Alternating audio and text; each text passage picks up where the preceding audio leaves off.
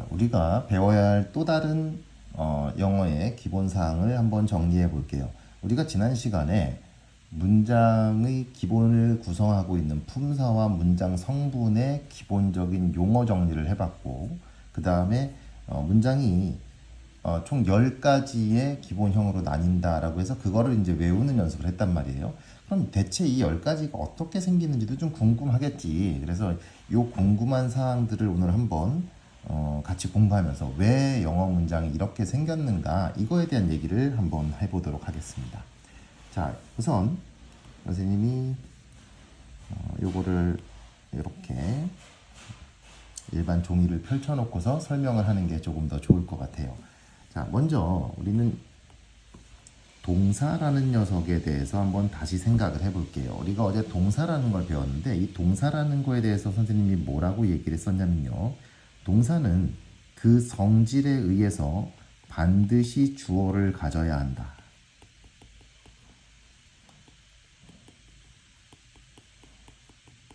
그리고 그 성질에 의해서 목적어나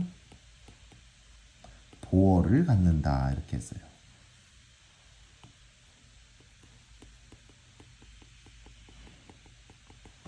자, 이때 목적어를 갖는지 안 갖는지 여부를 가지고서 우리는 자동사, 타동사 이렇게 부른다고 했고요. 보어를 갖는지 안 갖는지를 가지고는 완전동사, 불완전동사 이렇게 얘기를 한다고 했었어요. 그래서 오늘 이 얘기를 조금 더 자세하게 한번 해볼 거예요. 자, 먼저 목적어와 보어에 대한 얘기를 할 건데 이 중에 사실 뭐가 중요하다 나쁘다 뭐 안 중요하다 이게 좀 우스운 얘기지만 사실 공부를 함에 있어서는 목적어가 훨씬 더 중요합니다. 알겠죠? 시험 문제로 그만큼 더 많이 출제가 된다는 얘기죠. 관련된 게. 우리가 자동사, 타동사라는 게 뭐냐 그리고 목적어가 뭐냐 이런 생각을 한번 해볼게요. 여기에 어떤 명사가 있어요. 이렇게 지금부터 말하는 건 전부 다 중요한 개념이에요. 명사가 딱 나오잖아요. 문장에서 제일 처음으로 나오는 이런 명사, 이런 거를 주어라고 불러요. 다시 문장에서 제일 처음으로 나오는 명사는 주어다. S라고 표기합니다. 자, 그리고 어떤 문장이 이어질 거예요. 보통은 이 뒤에는 동사가 나오죠. 주어 다음엔 동사가 나오는 게 보통이니까요. 그리고 이 동사의 어떤 성질에 의해서 얘가 뒤에 누구 나와라 마라 이런 결정을 한다는 얘기예요. 자, 근데 내가 그런 걸 모르는 거야. 그런 걸 모르는 상태에서 어떤 명사가 하나 또 나온 거예요. 이렇게. 이때 얘를 뭐라고 부를 것이냐라는 거예요. 이걸 어떻게 하느냐? 이 명사를 앞에 먼저 나와 있는 명사인 얘랑 한번 비교해 보자라는 거죠. 둘이 비교를 해서 만약에 같더라, 얘랑 같더라, 그러면 우리는 얘를 보어라고 부를 거예요. 만약에 얘랑 다르더라, 그럼 얘를 목적어라고 부른다는 거예요. 이제 목적어, 보어가 뭔지 알겠죠, 그죠? 자, 앞에 놈과 비교해가지고 똑같은 게 또 나왔네, 그럼 보어고요. 다른 게 나왔네, 그럼 목적어예요.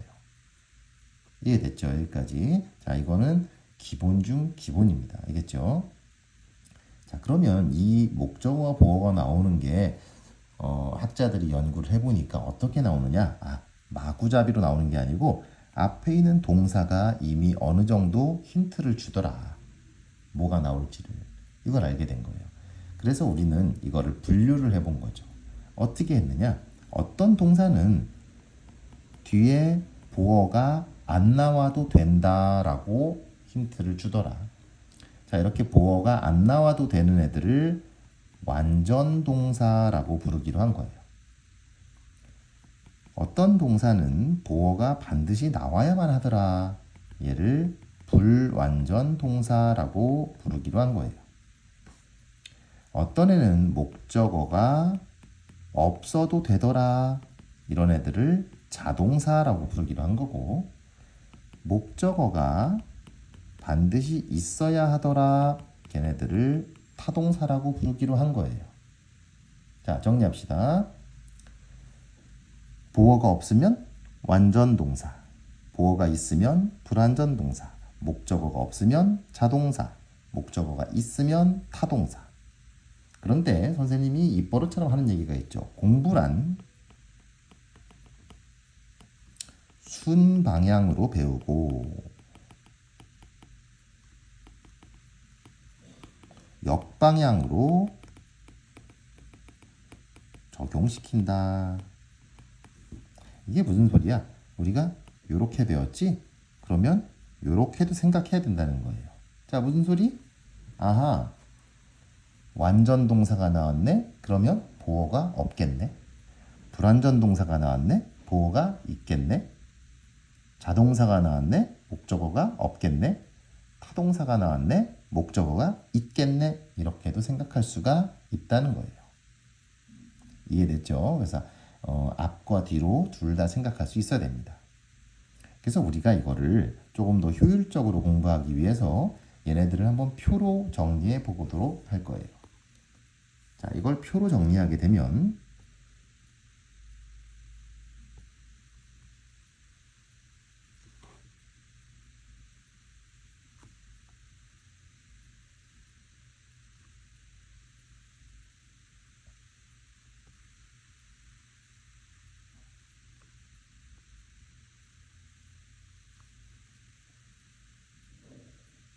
자, 이렇게 해서 여기를 완전, 불완전, 자, 다 이렇게 해보자고요. 자, 이제 요거 의미 알아죠? 완전하다는 건 뭐야? 보어가 없다. 불완전하다는 건 보어가 있다. 자동사라는 건 목적어가 없다. 타동사는 목적어가 있다. 알겠죠? 이런 뜻이에요. 자, 그래서 이렇게 우리는 동사를 네 가지의 조합으로 나눠서 생각할 수 있다는 거예요. 그리고 이 각각의 이름을 이렇게 부르면 되겠죠. 완전 자동사, 불완전 자동사, 완전 타동사, 불완전 타동사. 이렇게 부를 수 있을 것 같아요. 그죠? 자, 그러면 우리가 이런 생각을 해봅시다. 영어는 무조건 SV 이렇게 시작하는 거예요. 주어, 동사 이렇게 시작하는 거야. 영어라는 언어는 그렇게 생겨 먹었어요. 자, 그래서 맨 처음에 S, 그 다음에 V 이렇게 쓴 거야. 두 개를. 그런데 이때 쓰인 V가 누군지를 조사해 봤더니 하필이면 완전 자동사가 쓰인 거야. 그러면 완전 자동사는 그 정의에 의해서 완전하니까 보어가 안 나올 거고 자동사니까 목적어가 없을 거예요. 그러니까 얘는 보어도 없고 목적어도 없으니까 여기까지만 쓰고 더 이상 아무것도 쓰지 않아도 상관이 없다는 얘기죠. 오히려 거꾸로 말하면 여기서 그 뒤에 무슨 명사를 쓰면 그 순간 틀린 거란 얘기죠. 그죠? 자, 따라서 그냥 이대로 놔두면 돼요.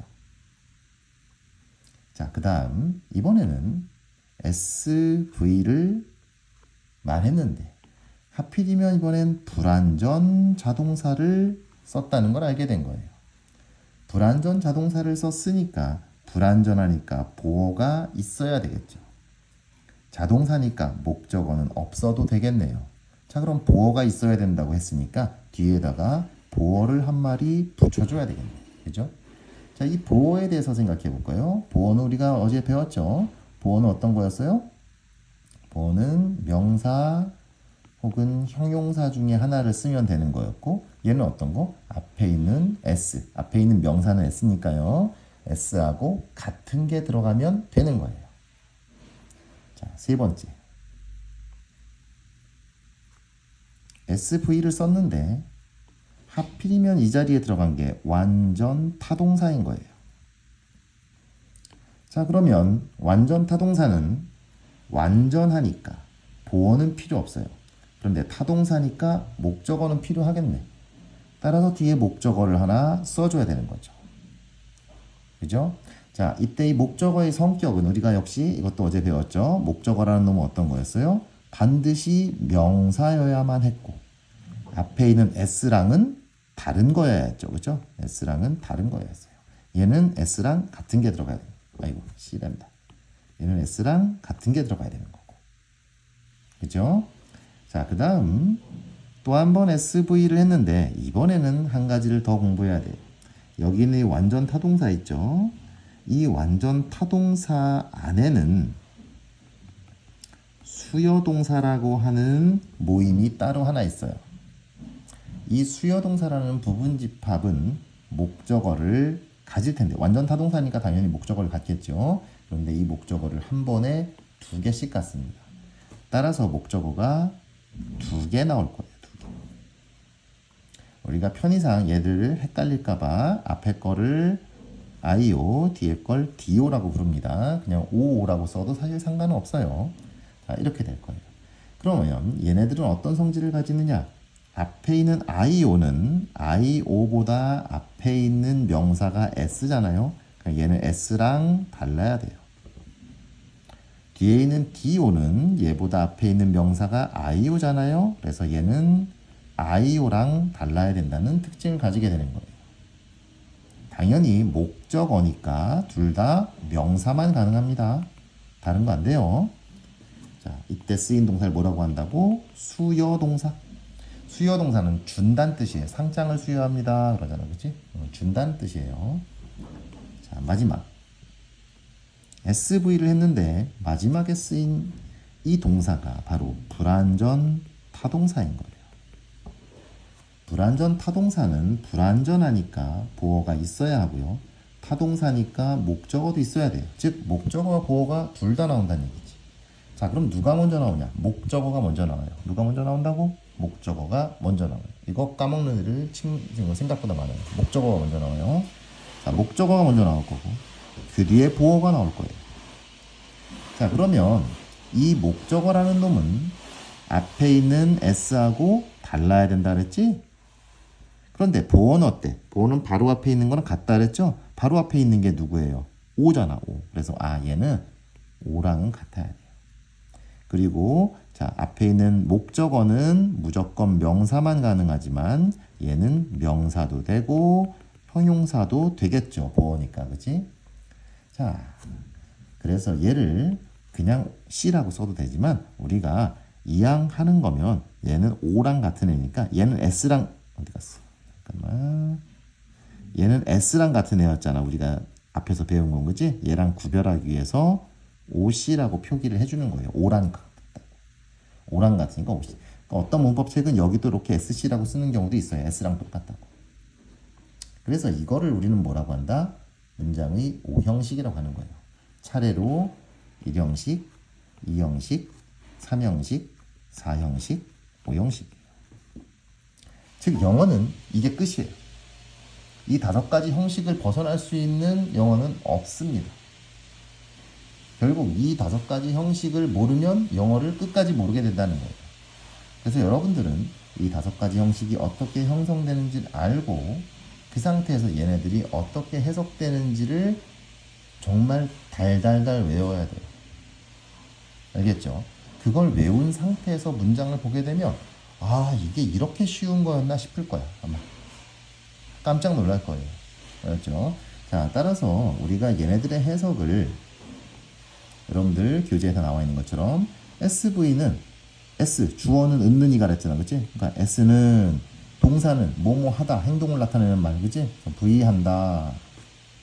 이상한 게 자꾸 찍힌다. V 한다 라고 표현하는 거예요. 자, 두 번째 거 봐. S랑 얘는 같은 거라며 둘이. 그치? 같은 거라고 했으니까 뭐야? S는 C다 그러는 거예요. 같은 거라며. 그치? 자, O는 을이라고 배웠죠? 그러니까 뭐야? S는 O를 V한다. 이렇게 되는 거예요. 네 번째 거, IO, DO가 있잖아. 자, 우리가 어제 배운 거에서, 지난 시간 배운 거에서 다 나왔어요. 그죠? IO, 간접 목적어, 에게라고 했지? 직접 목적어, 을이죠? 사실, 여기 있는 이 O가, 이거 다 DO예요. 이거 다. 같은 거예요. 우리가 이 사형식에서만 앞에 있는 IO하고 구별해주기 위해서 DO라고 쓰는 거야. 그렇지? 다 같은 거예요. 자, 그래서 이건 어떻게 해요? S는 IO에게 디오 개가 이상하게 됐어, 그치? 디오를 V 여기 주의하세요. 준다예요. 준다예요. 알겠죠? 사형식은 주다라는 뜻이 들어간다 했으니까 반드시 준다라는 걸로 해석을 해줘야 돼요.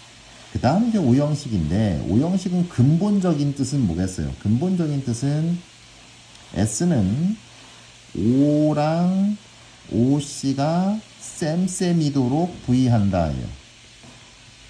O랑 OC가 쌤쌤이도록 V한다예요. 근본적인 뜻은. 그런데 여기서 OC가 들어가는 게 너무 다양하니까 그거에 따라서 해석이 쭉 달라지는 거예요.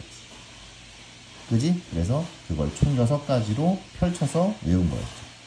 자, 어쨌든 여러분들 이렇게 해서 오형식이 어떻게 만들어지는지에 대한 개요를 배운 거예요.